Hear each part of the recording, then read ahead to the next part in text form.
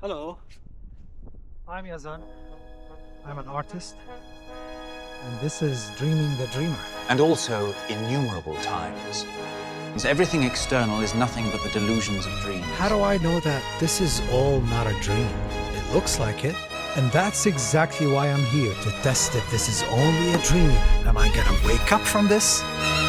Well, is this a simulation? I think, therefore I am. We don't know. It's unfalsifiable. For in that sleep of death, what dreams may come? One of three things is true. It is real. Well, because it's cold. As simple as that. Once it's cold, reality just corners philosophy. There's no more philosophy. There's no need for philosophy. So I want to go back to that moment in the story when fire doesn't do what fire should do. It doesn't burn. The world slightly becomes suddenly ridiculous. Not in a comedic way, but in the philosophical sense. Absurdity signals that a physical law has been broken. The mind evolved to rely on laws. Fire burns, flesh yields, gravity pulls, cold bites, and snow crystallizes, then falls. But when a physical law is violated, the mind does not celebrate. It searches in panic for the hidden architecture and for a rational explanation behind it, if any can be found. That sudden tilt of reality, that vertigo, is the quiet heart of Borges' story. The sorcerer, having sent his dream son into the world, with that strange privilege of walking through fire, now stands in the ruins with heat crawling around his ankles. He does not burn. Something fundamental has been betrayed. Borges does not explain. The silence of the prose is louder than any alarm. Forces us to think about reality itself. Imagine this happens to you for some reason. A law of physics breaks in front of you. You would immediately ask, how did this happen and what caused it? Because without a cause, nothing else makes sense.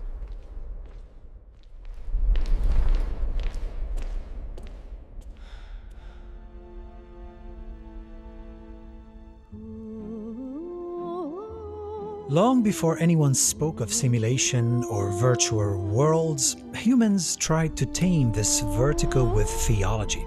Human societies built cosmologies as protective stories meant to shield us from that dizziness.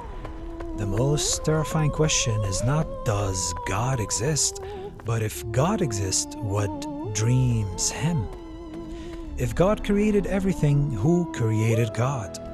A curious child may ask this once and, without knowing it, step straight into the history of philosophy and religion. Classical monotheism does not really solve this problem. It simply changes the rules. Everything needs a cause, except the one being we cannot emotionally afford to give a cause. In logic, this is called special pleading, carving out a single protected exception and calling it necessary. In this view, therefore, God is declared uncreated, infinite, and outside time.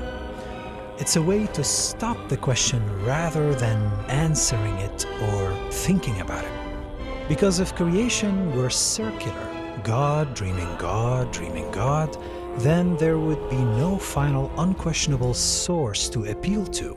Authority would lose its throne, and what looks like divine law would begin to feel like one storyteller's choice among many.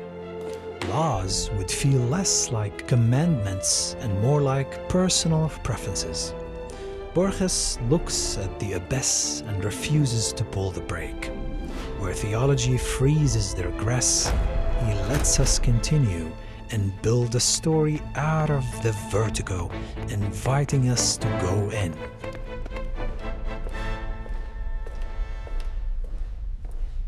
Today, modern physics offers a very different picture. At the most basic level, physicists describe the universe with a simple set of ingredients: meaning possible states and laws that say how one state turns into the next. Nowhere in these equations is there a symbol for a cause or a purpose. In fact, the laws themselves are almost perfectly time-symmetric. They work just as well if you turn them forward or backward. That means at the deepest level, the laws don't seem to care about before and after the way we do. So where does the feeling of cause and effect come from? Cause and effect only appear when we zoom out, when we say, the glass broke because I dropped it.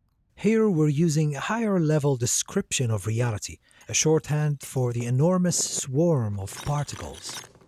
On the poetic naturalism view defended by Sean Carroll and echoed by thinkers like Daniel Dennett, causation is real at our scale, but it is an emergent feature, a way of describing behavior rather than a fundamental ingredient at the bottom of reality. But if the laws works both ways, why does time always march only forward? We talk about the arrow of time for a reason. We remember the past, not the future. What has happened feels fixed, and what has not happened feels open. In physics, one way to think about that arrow of time is through entropy.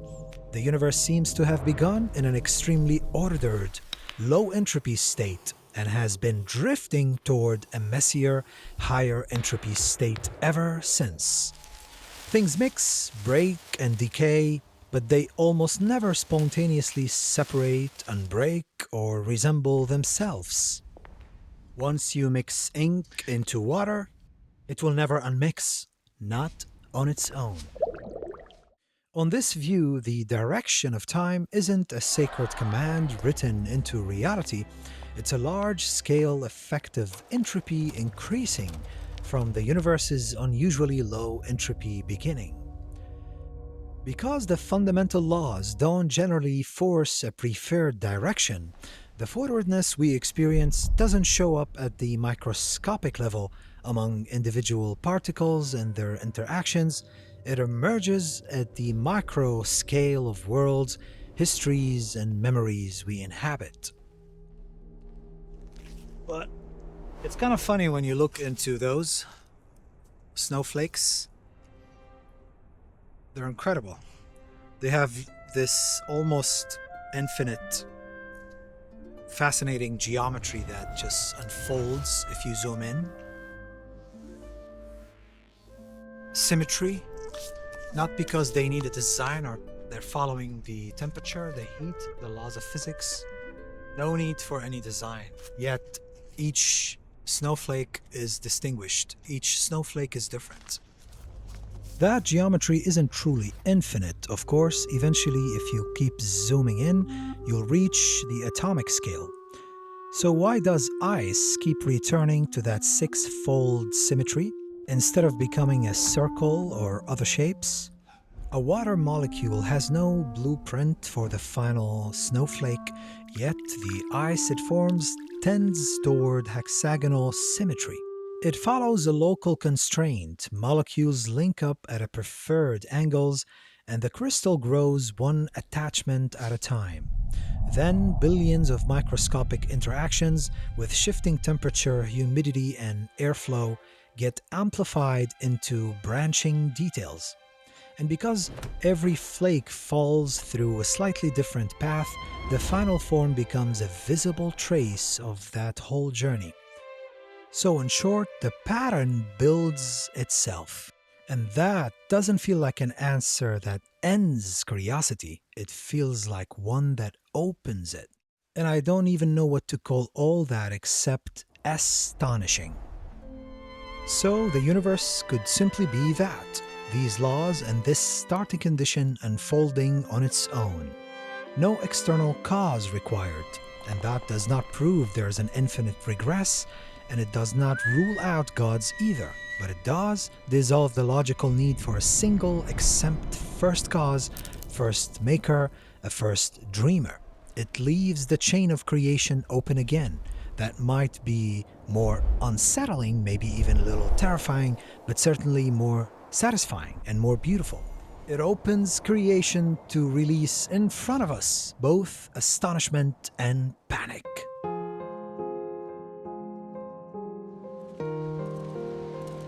Centuries before code and silicon, we humans kept circling the same ancient yet strangely modern intuition. Reality might be less solid than it feels from the inside. Plato imagined prisons in a cave, mistaking shadows on a wall for the world itself. To them, the truth would be literally nothing but the shadows of the images.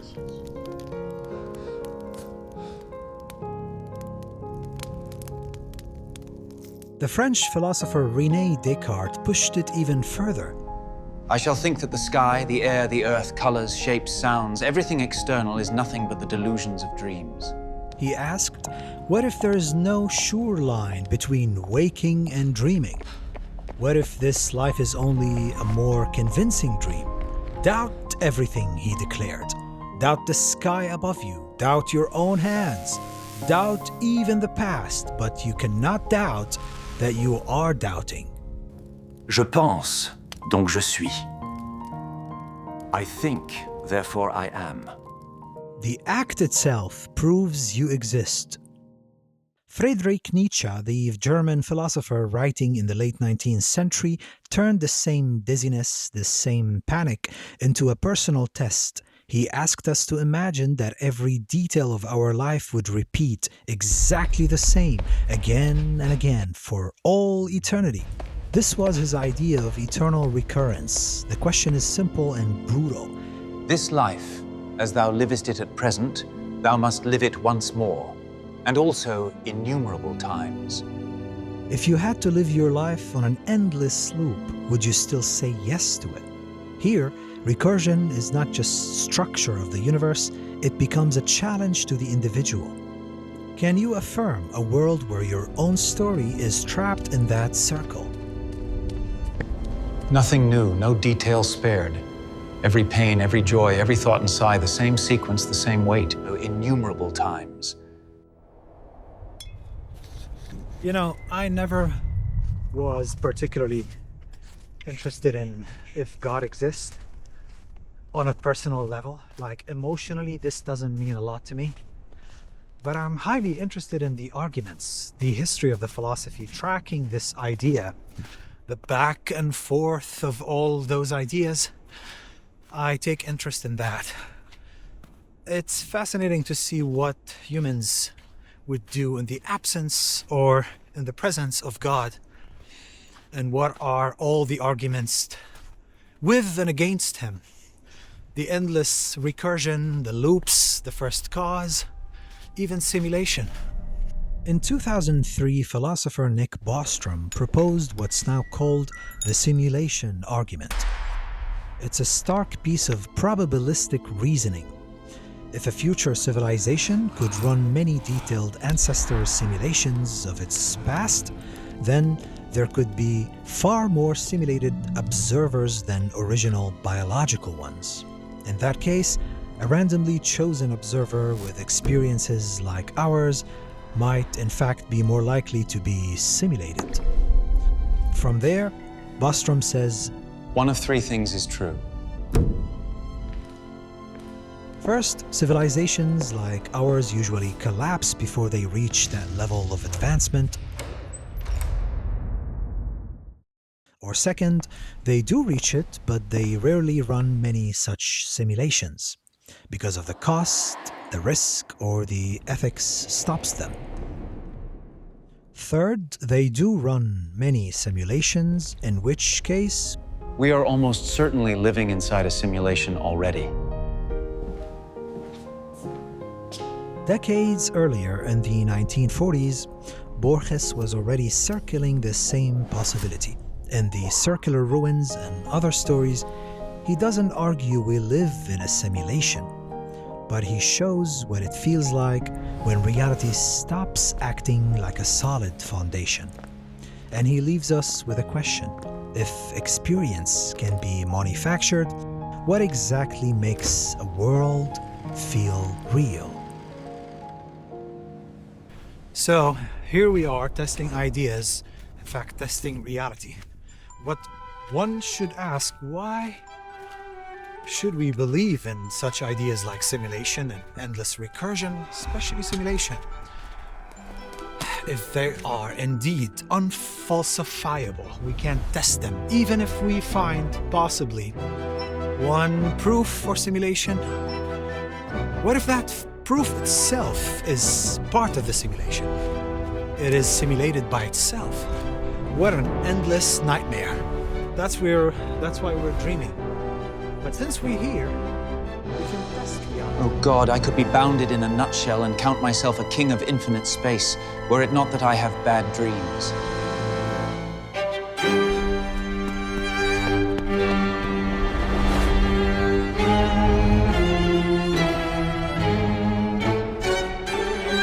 There's another labyrinth we rarely name, Borges's own eyes. He wrote the circular ruins long before he went completely blind, under the inheritance of a family where darkness arrives for all like a late summer sunset. He knew from early on that this hereditary darkness was coming for him, that one day he too would lose his sight. My father died blind. My English grandmother died blind. My English great-grandfather also, so that I knew what lay in store for me. By the late 1950s, he could no longer see the page. He dedicated his worlds into the dark. When sight collapses, the brain does not go silent. Neuroscience shows that in blindness, the brain can reuse part of its visual circuits for other kind of thinking, language, memory, and abstract patterns. What once mapped the world by sight now maps it for Borges by insight. That brain rewiring became a style, stories that see without looking, and architecture built from deep vision rather than images arriving from the outside. I began losing all shapes, colors, and so on. The first colors I lost were, strangely enough, the black and red. Then I was left with three other colors. I was left with green, with blue, and with yellow. But blue and yellow somehow blended, and for a time I was left with yellow, kind of a vivid yellow. That was the last color left me. And now I live in the center of a luminous, at this moment, grayish mist. We can see a similar shift in another artist who also lost the sense, Beethoven. By the time he wrote his late quartets, he was almost completely deaf. Unable to hear externally, he turned inward to the sound within. In pieces like Grosse Fuge, the music seems to listen to itself, folding and unfolding the inner logic. Initially puzzling, but these final works, the quartets, the Missa Solemnis, and the late piano sonatas, became a beacon for future generations. They opened new paths for romantic, modern, and even avant-garde composers, proving that Beethoven's silence world birthed the music of the future.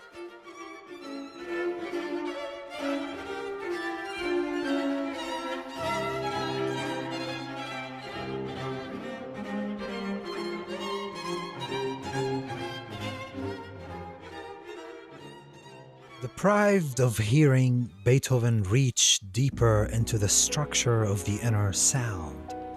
Borges, deprived of sight, does the same with narrative.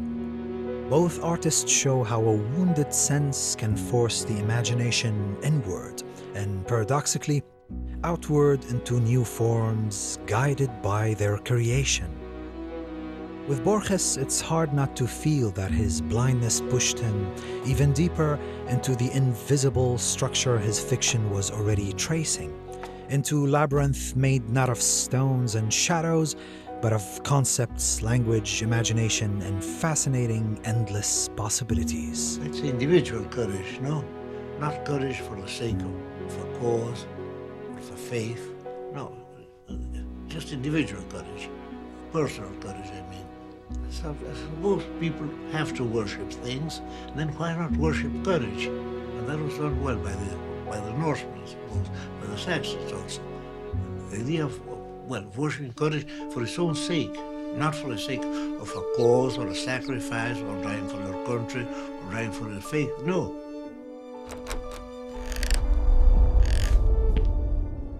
That courage for Borges shows up in his literature. To keep asking what is real, and today to keep inventing ways to test what we think we know.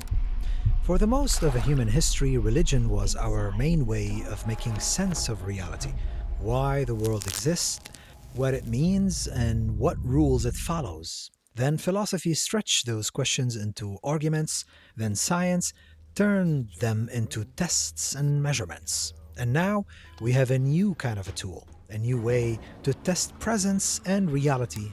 In my view, virtual reality is a mass-market first-person experiment in presence. Now my room will turn into this. It can show us what a mind accepts as real when the world around it is designed. So in a way, it's a rehearsal for simulation. VR isn't only entertainment, it's a controlled illusion. It lets you change the environment while keeping the same brain and body. And then it lets you watch what would happen. Inside a virtual environment, your body still reacts, muscles tighten, breathing shifts, and the reaction arrives before the brain can do any explanation. You can feel excitement, wonder, play, even dizziness or motion sickness. One day, just for fun and experimentation, I built a spherical 360 image of myself in Blender, the 3D program. Then I stepped into that scene with my VR headset, and suddenly I wasn't looking at an image. I was inside a space I made myself. I could turn my head, lean, zoom in, step around, and the world stayed wrapped around me. I had placed a digital version of myself standing beside a door. The door mattered because it made an idea feel supposedly physical. It is a playful metaphor, the scene that one world would open to another through a door. But I knew it was pixels, but the feeling was real, quiet, eerie, and strangely beautiful, and yes, almost like a dream.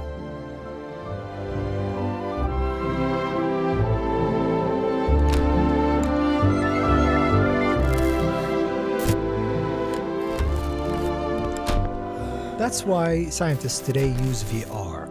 They use it to study perception and attention, among other things, to test how the brain builds a sense of a space and body, to train skills safely, and to treat phobias through guided exposure. It is the same nervous system, but with a different design world. So if your body reacts at the edge of a virtual world, virtual drop, what exactly is not real about that feeling or that fear? In that sense, VR does more than illustrate simulation idea.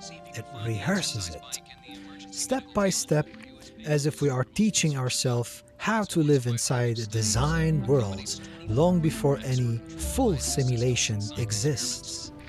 If I fall, I would see myself falling, but I have to do it. Take a look around.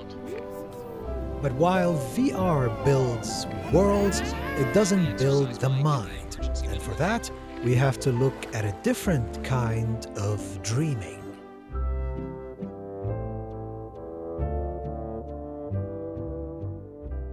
Today's neural networks, like the ones powering LLMs, large language models, can produce results no one programmed them line by line.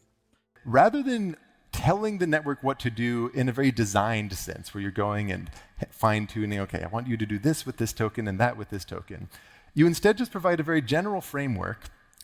Then if you run this through for many, many, many different examples, presumably some kind of behavior emerges within that flexible structure. We train them, but we don't specify the final pattern they will generate.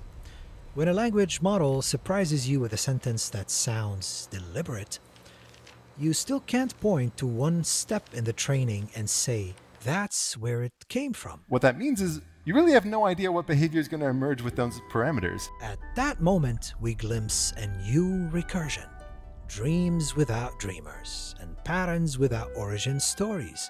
Because it's whatever emerges on this unbelievably complicated surface and what local minimum it happened to fall into.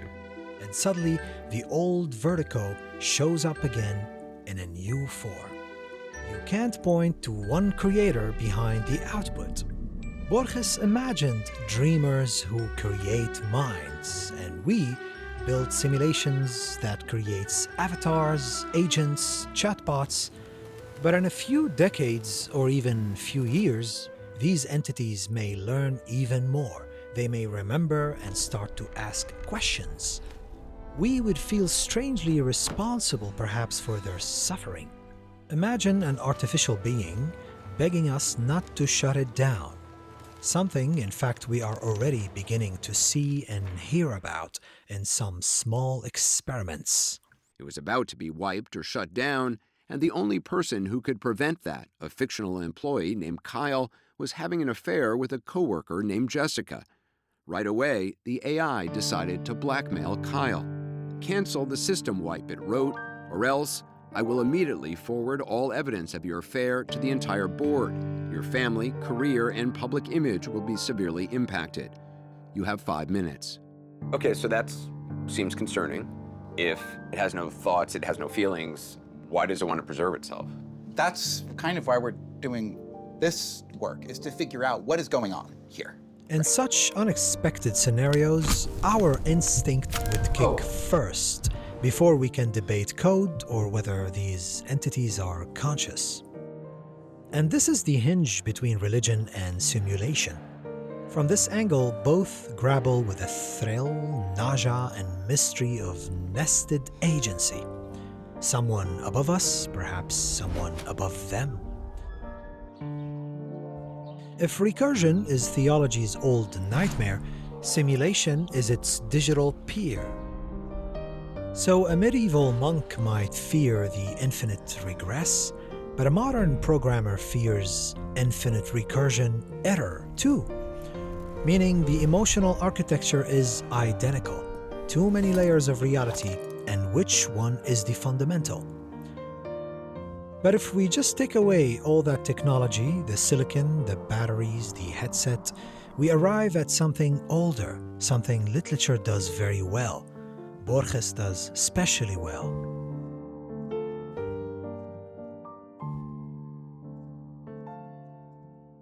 He understood that the task of molding the incoherent and dizzying stuff that dreams are made of is the most difficult work a man can undertake.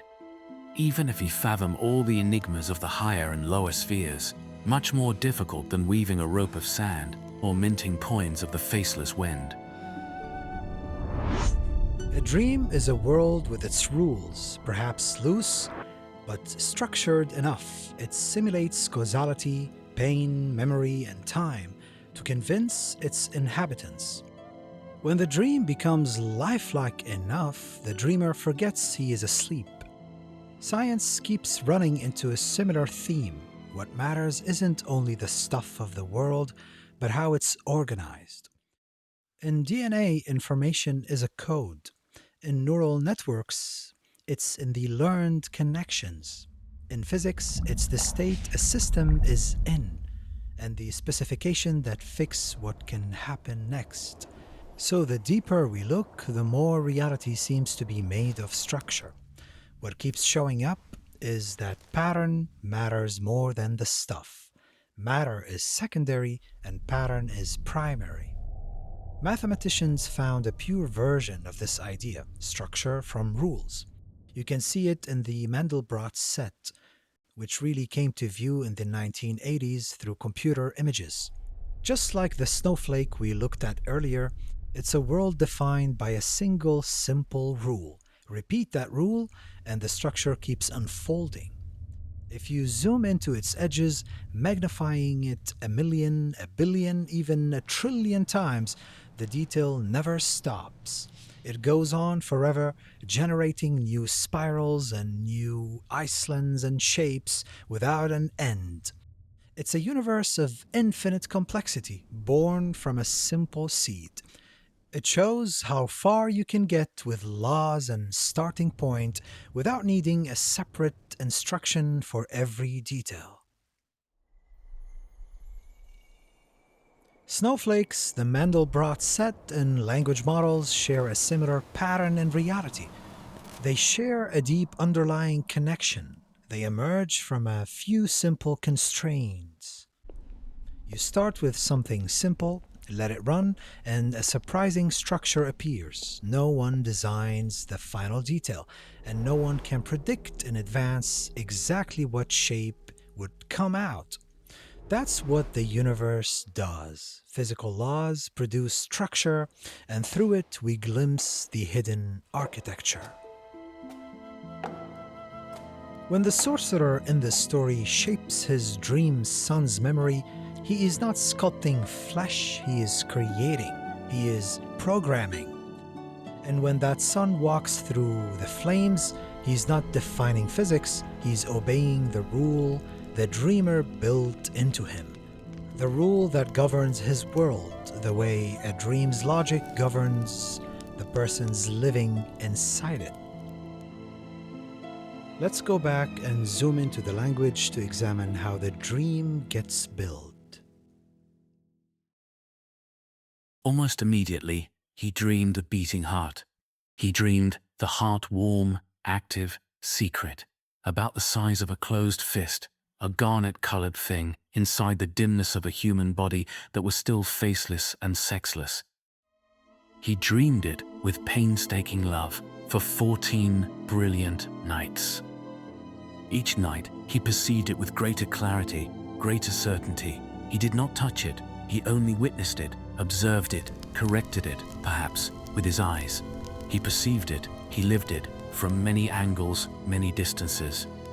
On the 14th night, he stroked the pulmonary artery with his forefinger, and then the entire heart, inside and out, and his inspection made him proud.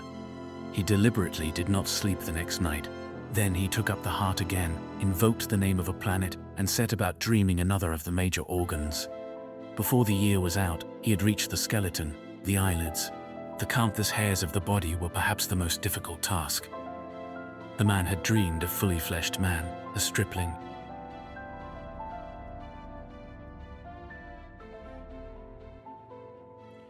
This works because Borges doesn't explain it like a lecture. He stages it through language, world building, and atmosphere.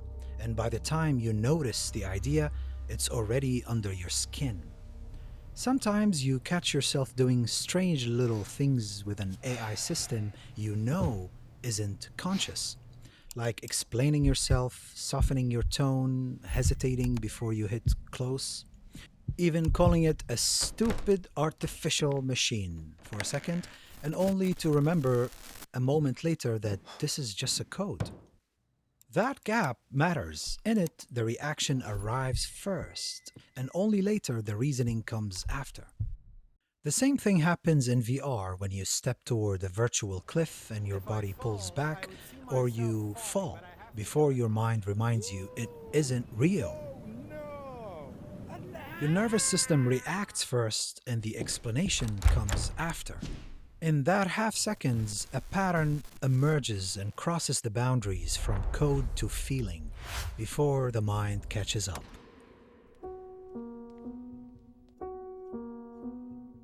So we began with dreams, worlds that feel real from the inside.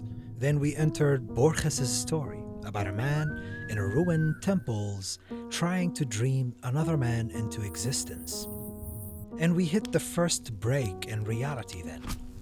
The moment fire fails to do what fire should do. In myth, fire is judgment, as we saw. With Borges, fire is a test. In our worlds, the closest equivalent is electricity, and today, AI. Systems that follow rules we write, then surprise us with behaviors we didn't explicitly plan. When rules feel stable, we relax. When laws break, we start looking for the mind behind them. So we stepped back from the story's plot to follow that vertigo, that panic outward. From theology to physics, from virtual reality to AI, from gods to laws to designed worlds. We started by asking what rules are. Then we asked who wrote them. But what if these are all the wrong questions? What if the creator is inside the creation? What if there's no final layer, only layers upon layers? And if that's true, the question becomes, who is dreaming whom? Now we must go back to the story once again, because it has one more thing to reveal.